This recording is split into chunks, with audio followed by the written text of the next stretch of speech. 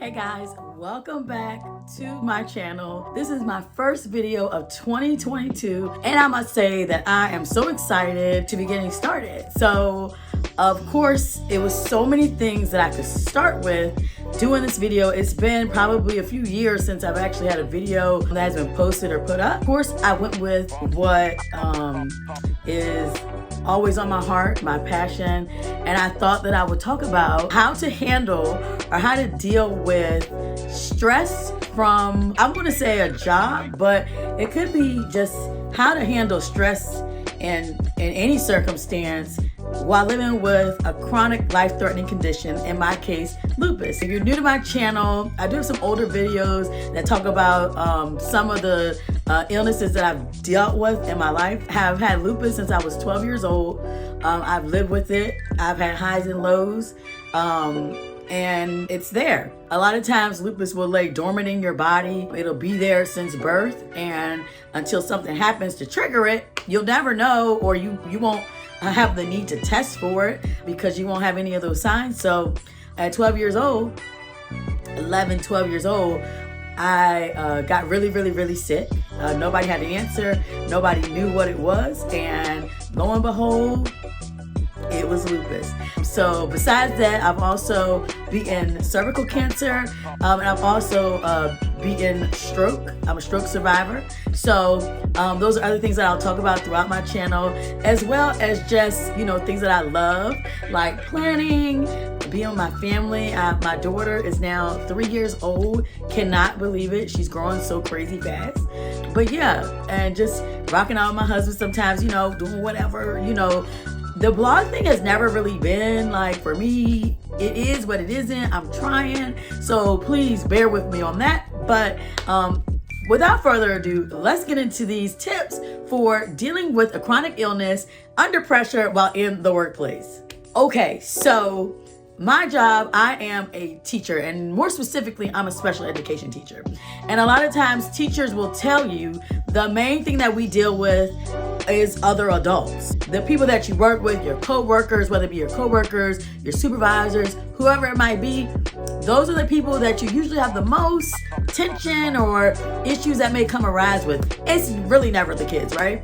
So in any job that you may be in, you may deal with different types of people. It may be somebody that's on your level or whatever, but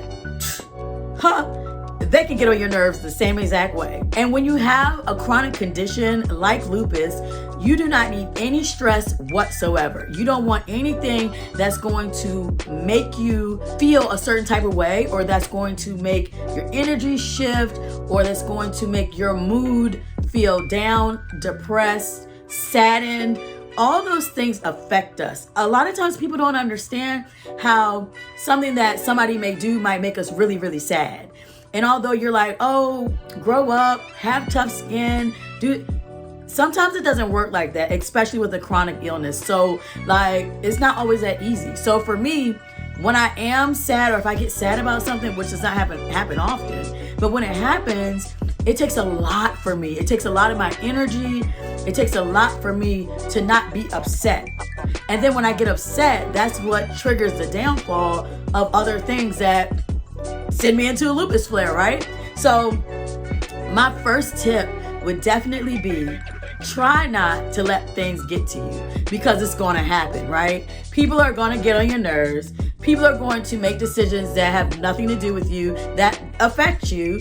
People are always going to be doing something that's going to affect our mood. So it's kind of just building up a wall of knowing, like, okay, I know that this might happen, and therefore let me be prepared for it, instead of just kind of going into it blind, thinking that everybody's good and great, which is kind of what I used to do. I remember there was a time that I used to cry every day at work, and people would tell me, oh, have thick skin. Girl, it has nothing to do with no thick skin. Like, it's the stress that you're putting on me. But that's neither here nor there. So that would definitely be tip number one.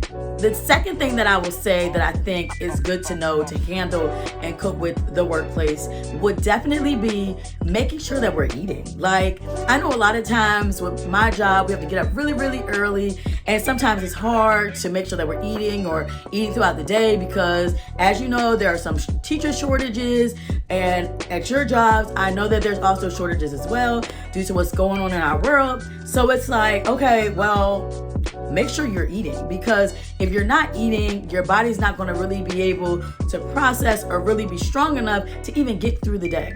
So I suggest at least prepping a meal day before, night before, so that way you'll be set up for success and ready to go. So make sure that you're eating. Tip number 3, which you already know was going to be on my list because even from years ago, this was already on my list. Make sure you're taking your medication. If your doctor has prescribed you a medication and you've been taking the medication and you've talked with your doctor and you're okay with it, take the medication as prescribed, because clearly we're taking these medicines to kind of keep us on track at a level where we need to be healthy. And I'm the first to say that, yeah, okay, sometimes I don't take my medicine. Sometimes, I forget or I'm so busy that I don't take my medicine. But the gag is, take the medicine when you get a chance to take the medicine. Like, don't let it become a habit where you're just not taking the medicine, because then that defeats the whole purpose and there's really no point, right? So take the medicine. I've said this time and time again. Take your medicine. It's going to, in most cases, not every case, but in most cases, help you feel better. It was prescribed for a reason, especially if it's something, you've been taking and you just get used to it. Like, that's my issue.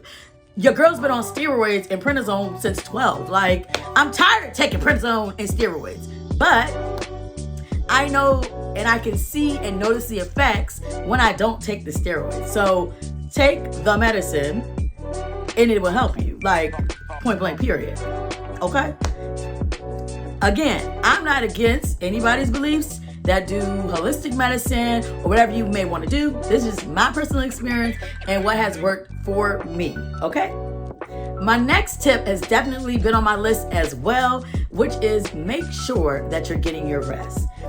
Coming from a stressful environment in the workplace, the most important thing that you could do for yourself is have that time to relax and get your rest. So whether that's taking a nice hot shower when you get home, soaking in a bath, painting your toenails, going to get your toes done, getting your nails done, whatever it may be that you need to do to relax, that's what you should do. And I feel like you should make time in your busy schedule every day just for that thing.